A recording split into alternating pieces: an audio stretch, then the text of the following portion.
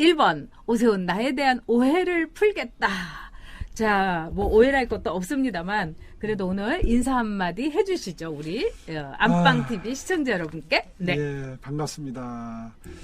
제가 뭐 여기 오해를 풀려고 나온 건 전혀 아니고요. 아까 그 처음에 그 댓글 보니까 네. 또 무상급식을 언급을 하셔서 네. 언뜻 생각이 났습니다. 사실은 뭐 정치를 하다 보면 원튼 원치 않든 더 씌워지는 오해와 그 이미지라는 게 생겨납니다. 네. 근데 저 하면 이제 무상급식이 떠오르는 모양이에요. 그래서 그 부분에 대해서 이제 제일 많이 아쉬움을 표하고, 제가 요즘에 광진을 당협위원장에 취임을 해서 이제 길바닥에서 거의 살다시피 합니다. 네. 그 당원 모집을 하려고 이제 서 있으면 네. 하루에도 몇 번씩 그 말씀들을 하세요. 아주 둘러둘러 말하시는 분들은 아유 그때 왜 그러셔가지고 이렇게 말씀하시는 분들이 있고, 네. 좀 더 직설적인 분들은 그 왜 쓸데없이 시장직을 네. 내던져가지고 여기도 몇 분이 그거 네. 올리셨어요. 네. 이제 그런 말씀들을 많이 하시는데 사실은 짧은 시간 만나뵐 때는 제가 설명을 못합니다. 네. 그런데 조금 한 시간이 한 5분 이상 가능한 자리면 제가 늘 설명드리는 게 있어요. 지금은 거두절미하고 결과만 남아 있어서 제가 받는 오해가 네. 커요. 네, 네. 무슨 말씀이냐면 당시에 90만 명이 넘었나 하여튼 90만 명 정도 되는 서울 시민들이 주민투표를 해달라고 서명을 해서 이루어졌던 주민투표입니다. 네, 네. 그러니까 이게 제가 고집을 부려가지고 주민투표를 했던 게 전혀 아니라는 네, 거. 네. 처음에 물론 아이디어는 첫째는 제가 했어요. 그런데 네. 시의회에서 그냥 단박에 거절당했죠. 당시 시의회가 민주당이 압도적 다수였으니까 거의 90% 거의 그 정도 정도였죠. 됐었습니다. 네. 그런데 거기서 아이디어를 얻어서 각종 보수 시민단체가 나서면서 거리 서명이 들어간 거였어요. 네, 네. 기억나실 조금만 크게, 거예요. 네. 아이고, 죄송합니다. 네. 그래서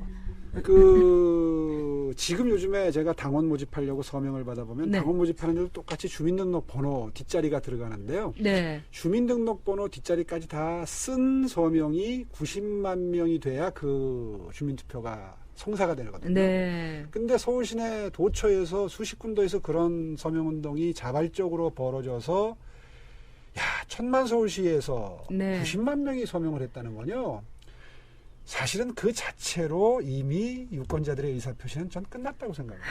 그렇습니다. 네. 자, 시청자 지금 420분 함께 하고 계시는데요. 저희 아주 애시청자인 앤드 김님께서 슈퍼챗으로 후원해 주셨습니다. 오세훈 화이팅일 겁니다. 아이고, 자, 근데 이제 많은 분들이 무상급식에 시장직을 걸었는가. 그걸 설명을 좀 먼저 드려야 되는데, 이렇게 된 거예요. 그러니까 시민 90만 명이 원해서 이건 도저히 아니다. 네. 왜 소득 수준과 무관하게 지원을 국가 돈으로 하느냐. 네. 이거 하면 안 된다는 의사표시를 하신 거잖아요. 그렇죠. 그렇다면 그걸 처음에 발제한 시장으로서 책임감이 오는 거죠. 이거는 우리가 이겨서 더군다나 무상급식 하나만 그때 문제가 됐으면 그렇게 시장직까지 걸지 않았을 겁니다. 네. 그런데 기억하시는 분들 많으시겠지만 민주당이 당시 무상등록금, 반값등록금, 네. 무상의료 이런 걸 줄줄이 내놓고 그걸로 다음 선거를 승부하겠다는 그 의지가 강했잖아요. 네. 그래서 이걸 막아야 대한민국이 앞으로 선진국으로 간다. 네. 그런 공감대가 있었어요. 네. 그래서 사실은 꼭 이기고 싶었는데 네. 저한테 그때 정치적인 공격이 들어온 게 오세훈이가 저걸 성공시켜서 대선에 가려고 그런다. 네. 이제 이런 공격을 민주당만 하는 게 아니라 당내에서도 그러니까 박근혜 대통령 되기 전이니까 이제 박근혜한테 도전하려고 한다. 이런 공격까지 당 내외에서 받다 보니까 그렇다면 내가 결백을 주장하기 위해서 대선 불출마 선언을 먼저 해야 되겠다. 네. 그래서 대선 불출마 선언을 분명히 먼저 했었고요. 네. 당시 뉴스를 검색해 보면 다 확인이 될 겁니다. 네, 네. 그럼에도 불구하고 이게 투표율이 3분의 1이 돼야 개함을 하는데 개함을 하지 않으면 우리가 지는 거거든요. 네. 그래서 투표함을 개함하는 선까지 투표율을 끌어올리려고 골몰하다 보니까 시장직을 걸 수밖에 없게 된 거죠. 그러니까 진행 과정에서 이렇게 하나하나 이렇게 물려 들어갔던 것이지, 지금 생각해 보면 그런 가치 논쟁을 대한민국에서 활발하게 벌이고 투표를 했다는 것은 사실 우리 정당사나 민주주의 역사에서 굉장히 의미 있는 변화라고 저는 생각을 합니다. 네, 네. 굉장히 그 한 번 정도는 거쳐야 됐을 역사적인 순간이었고요. 네. 그런데 그걸 결과적으로 졌다고 해서 뭐 시장직을 사퇴한 게 결국은 오세훈 개인 책임인 것처럼 이렇게 매도되는 것은 사실은 좌파 진영 같으면 이렇게 할까? 좌파 진영은 정말 큰 뇌물죄를 짓고 대법원 판결까지 확정이 돼서 형까지 살다 나온 한명숙 전 총리가 만기 출소하는데도 뒤에 가서 민주당 중진들이 쭉 늘어서서 백합꽃을 들고 결백을 성경책도 들고. 네. 그랬나요? 네. 그런 마음가짐으로 자신들의 가치를 지키려고 싸웠던 사람들과 함께 하는데, 아니 제가 개인적인 이해관계 때문에 자리를 걸었던 것도 아니고, 네. 그런데 그 부분에 대해서 뭐 민주당 쪽에서 그렇게 공격하는 거야 네. 감내를 해야 되지만, 보수 쪽에서 그거를 마치 결과론만 가지고 큰 정치적인 그 패착인 것처럼 말씀하시는 건 전 정말 사실은 좀 네. 섭섭합니다. 결과적으로 근데 이제 여러분들 보기 싫은 박원순 시장이 자주 매스컴에 등장할 때마다 그 모습을 보면서 화가 나시는 거죠. 바로 그거예요. 예. 그리고 박원순 시장 같은 사람을 이제 삼선을 하게 한 이 동인이다. 이래서 다들 속상해 하시는 거지. 맞아요. 보수의 가치였죠. 저 YJ 킴님께서도 그러시는 거예요. 이 디자인 서울 성공했는데 오세훈 시장이 하는 거. 근데 뭐 정말 신발 걸고 막 이렇게 쓰레기 시정을 하는데 너무 분해서 그렇다. 이러면서 속상함을 얘기하는데, 자, 이 과연 이제 지금 제일 큰 게 뭐냐면은 보수 진영에서 시장직을 물러났기 때문에 보수의 괴멸이 시작됐다. 이제 이렇게 시작하는 거예요. 근데 그 분에 대해서 이렇게 좀 짤막짤막하게 오늘 할 얘기가 너무 많아서. 예, 알겠습니다. 짧게. 네네. 예. 보수 개멸의 시작, 이것도 참 앞뒤가 맞지 않는 게 그 네. 재시장 사태 이후에 시장직은 뺏겼습니다만은 그 네. 이듬해 총선 이겼죠. 대선 이겨서 박근혜 대통령이 탄생했습니다. 그런데 그게 보수 개멸의 뭐 시작이 됐다 이렇게 얘기하는 건요, 정말 자해적인 얘기입니다. 네. 자, 그렇다면요, 오세훈 시장님. 전 세계 어느 정당에서 자기 당의 가치를 지키려고 싸웠던, 그래서 그 전장에서 네. 비록 패했지만 장렬히 전사했던 장수를 그렇게 폐마하고 매도하는 정당이 어디에 있겠습니까? 지금 오세훈 시장이 그동안 참 말씀을 못 하셔서 그렇지, 이게 가슴 속에 얼음 송곳이 하나하나 박혀 있는 것 같습니다. 자, 7년 동안 그러면 가장 섭섭했던 거는 뭐였습니까? 보수층에 대해서 섭섭했습니까? 아니면은. 아니요, 뭐 네. 섭섭하다기보다도 한스러운 거죠. 한스럽다. 예. 네. 왜 우리는 진보처럼 네. 좌파처럼 네. 정치력 있게 못 싸우나, 이거를 아하. 한탄하잖아요 항상. 그렇죠. 네. 그러면 싸울 수 있는 분위기가 되려면 어때요? 네. 목숨 걸고 싸워서 결과가 안 좋았다고 그래서 그 사람을 내동댕이 쳐버리면 네. 누가 그 다음부터 전장터에 나가서 칼 들고 먼저 앞장서겠습니까? 그렇죠. 그런 것들이 너무 안타까운 거죠, 사실은. 네.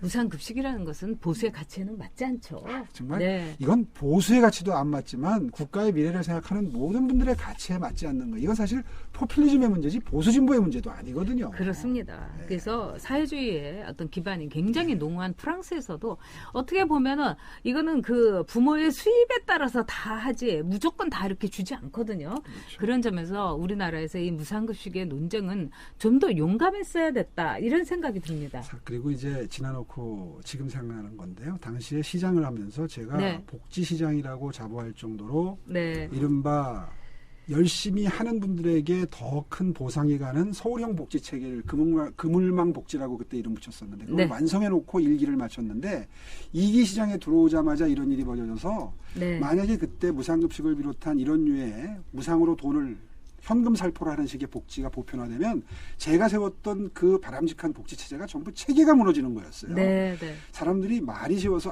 그 애들 밥 주는 거 좀 양보했으면 안 되겠냐 그러지만 사실은 그런 문제가 있었거든요. 그렇습니다.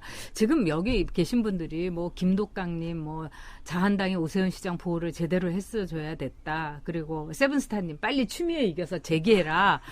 정동선님 뭐 선택이 옳았다. 네. 막 다들 이제 아유, YJ 감사합니다. 김동, 예, 네. 굉장히 SEN님, 쌤님이 잘난 오세훈 왜 이렇게 쫄았냐, 힘내라, 오세훈밖에 없다. 뭐 이제 이런 이야기도 막 나오는데, 자, 지금 그 원순 시장이 하는 이 시정이라는 것은 어떻게 보면 오세훈 지우기 같아요. 심정이 어떻습니까? 그거 보시면. 사실 처음에 생병이 날 정도로 박원순 시정을 보면서 제일 가슴 아프고 힘들었던 네. 게 접니다. 그렇죠. 네. 실제로 뭐 당시에 몸에 고장이 안 난 데가 없을 정도로 다 고장이 날 정도로 많이 속상했었는데 네. 이분이 들어와 가지고 별로 서울시장에 대해서 스터디를 깊이 연구할 기회도 없이 취임하자마자 모든 스케줄을 다 네. 취소한 거나 무슨 뭐 무시하거나 네. 이런 행태를 보였거든요. 당시 네. 제일 기억나는 게 강남북 균형 발전을 위해서 경전철 노선을 6개인가 발표했던 게 있었어요. 네. 제 임기 중에. 이거 들어오자마자 바로 취소해버렸어요. 별 공부도 안 하고. 그러더니 더 재미있는 것은 한 2, 3년 지나가지고 이걸 또 다 다시 되살렸어요. 네. 그러니까 시민 입장에서 그 교통 소외 지역에 있는 분들 입장에서는 정말 황당한 일이죠. 네. 이 일이 몇 년 늦어진 거 아니에요? 그렇죠. 근데 단 한마디의 설명도 없었어요. 왜 취소를 했었는지, 왜 다시 하는지에 대해서. 네. 이런 이 예를 들면 뭐 수도 없이 들 수 있습니다. 그러면서 네. 더 재미있는 거는 몇 년 뒤에 삼양동 옥탑방에 들어가가지고 뭐 여름을 난다 그러면서 나오면서 한 얘기가 강남북 균형 발전이 중요하다는 걸 깨달았다는 거예요. 시장직을 벌써 몇 년 하고 난 다음에 그러면서 하는 얘기가 뭔가 들어보니까 뭐 경전철 다시 하겠다부터 시작해서 무슨 뭐 강북 개발 사업들을 내놓는데 가만히 보니까 전부 제가 임기 때 다 발표했거나 착공했거나 네. 한 거 취소했던 거 다시 하겠다는 거예요. 네.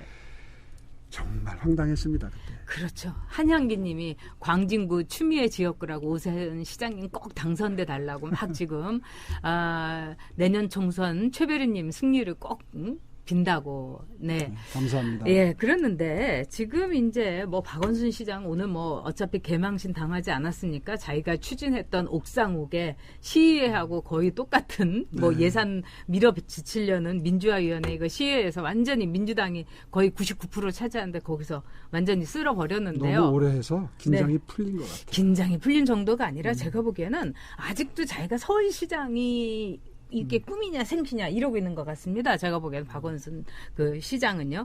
자, 그러면은요. 지금 오세훈법이라는 건 제가 정치를 처음 시작할 때 정말 이거는 맑고 깨끗하게 정치를 했다. 근데 욕 되게 얻어먹으셨어요, 그때. 정치권에서 싫어했죠. 네. 그리고 이 강남구에 그 정말 비례보다도 더한 게 강남구라는 말이 지금 한나라당에 있어 있는데 그거 한 번만 하고 딱 그 불출마 선언하고 전 나름대로 오세훈이라는 이 정치인이 굉장히 자기의 이익이나 이런 거를 아주 어떻게 보면은 탐욕스럽게 가지 않고 굉장히 맑고 깨끗하게 갔다고 생각을 합니다.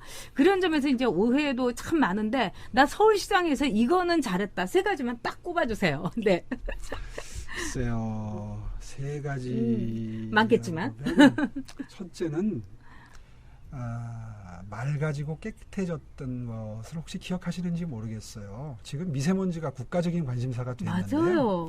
사실 그때 서울시가 제가 취임하던 2006년도에 연평균 미세먼지 수치가 68 정도 됐었을 겁니다. 네. 퇴임할 때 48 마이크로그램 per 입방미터까지 떨어졌어요. 5년 만에. 이거는 서울시 내 경유차들을 전부 잡았기 때문입니다. 그러니까 대표적인 게 한 8,500대 정도 되는 서울시 내 버스들을 네. 전부 경유 엔진에서 디젤 엔진에서 CNG 엔진으로 바꾸면 네. 미세먼지가 하나도 나오지 않습니다. 네. 이게 이제 조 단위가 투입된 아주 대형 프로젝트인데 이게 제가 국회 때부터 입법을 만들어서 그 수도권 대기환경 개선하는 맞아요. 특별법이라는 거를 제 손으로 만들어서 통과시키고 어떻게 또 운명처럼 시장이 돼서 그 시행하는 달에 첫 시행 유예 기간을 거쳐서 시행하는 달에 제가 시장으로 취임을 했거든요. 네. 그래서 이건 내 운명이다. 서울 시민들의 그 심혈관계 질환, 미세먼지가 굉장히 큰 영향이 있거든요. 네. 그래서 잃어버린 3년 돌려드리겠습니다라는 공약을 걸고 당선이 됐었는데 그걸 실천하는 게 제 소명이다 이렇게 네. 생각을 하고 결국 그때 이제 와이셔츠 까맸던 거 여기 손목 네. 까맸던 거 하루 입으면 와이셔츠가 맞아요. 까맸었잖아요. 서울 공기가 굉장히 좋아졌죠. 그때 그게 좋아진 거를 중앙 정부가 알아요. 네. 그러면은 해법은 이미 나와 있는 겁니다. 네. 우리가 중국한테 항의하고 하는 거는 외교적 어떤 그 역량의 문제가 달린 문제지만 우리끼리 국내 요인이 한 연평균 절반 정도 되는데 이것만 해결해도 상당히 좋아질 그렇죠. 수 있거든요. 네. 근데 그런 해법을 놔두고 지금 엉뚱한 짓만 하다가 10년이 흘렀어요. 네. 그러니까 수치가 그렇게 68에서 48로 떨어졌던 게 그 이후에 그래프를 보면 횡보하다가 약간씩 오히려 높아지고 있습니다. 이게 이제 박원순 시장 들어와서 가장 뼈 아픈 부분이고요. 네. 그게 아마 이제 깨끗해지고 맑아진 거에 첫 번째라면, 두 번째는 서울시는 만년 청렴도 하위 광역지자체. 지금 위고 아래고 마구 해먹고 있는 것 같아요. 지금도 네. 청렴도 조사하면 굉장히 하위로 매년 네. 평가가 되죠. 그 국가기관에서 평가하는 게 있거든요. 네. 공익위에 옛날에 그때는 이제 청렴위에서 했었는데 그 수치가 제 임기 중에 1등을 2번 했어요. 네. 그러니까 전체 광역지자체에서 네. 굉장히 서울시가 달라졌다. 이제 이런 평가를 들었던 게 지금 제일 그래도 기억에 남고요. 세 번째는요? 세 번째는 아마 기억하시겠지만 박원순 시장 들어와서 서울시의 변화가 거의 없다는 건 이구동성 다 동의하실 겁니다. 맞습니다. 네. 근데 그때 제가 하던 불과 5년 동안에 엄청난 변화가 서울시에 네. 왔다. 아까 뭐 어떤 분이 디자인 서울 프로젝트 네. 잠깐 언급해 주셨는데 사실 짧은 시간에 다 언급하기는 힘들지만 네. 국제적인 경쟁력 있는 도시 순위에서 네. 디자인뿐만 아니라 모든 도시의 인프라를 가지고 평가하는 순위가 그때 아주 네. 5년 사이에 굉장히 가파르게 순위가 상승해서 거의 한 20위 후반대에서 한 10위권까지 치솟았거든요. 그렇죠. 그 순위가 지금 또 거의 횡보를 하고 있습니다. 네. 그래프를 보면 아주 가슴이 아픈 맞아요. 부분인데요. 네. 도시 경쟁력이라고 하는 건 결국은 우리의 삶의 질과도 연관이 되지만 경제력과 직결이 됩니다. 그러니까 해외 회사들이 도시 경쟁력을 보고 투자를 하고 도시 경쟁력을 네. 보고 들어오고 사람과 돈이 몰리는 도시가 결국은 윤택해지고 풍족해지는 거거든요. 그렇습니다. 네, 그 점이 참 제일 네. 아프죠. 자, 지금 요즘 이제 외국에서 오신 분들이 서울이 왜 이렇게 후져졌냐, 그리고 서울이 죽었다 이렇게 말씀하신다고 아주 김순자님은 아주 죽었어요 이러면서 이야기를 하십니다. 저희가 지난번부터 이 매크로들이 들어와갖고 저희를 막 이런 식으로 분탕을 하는데 그만큼 이 방송에 영향력이 있다는 거겠죠. 자, 공기 디자인, 청렴 어떻게 보면 눈에 보이지 않는 거지만 우리에게 너무 중요한 거를 앞서가서 했는데 이런 것이 이제 오세훈 개인 정치인의 저는 경쟁력이다 이제 이렇게 생각이 듭니다. 근데 아주 짧게 지금 변희재 씨하고의 그 태블릿 PC 그 답을 해달라는 게 지금 많이 올라와요. 짧게 좀 답 좀 해주시죠.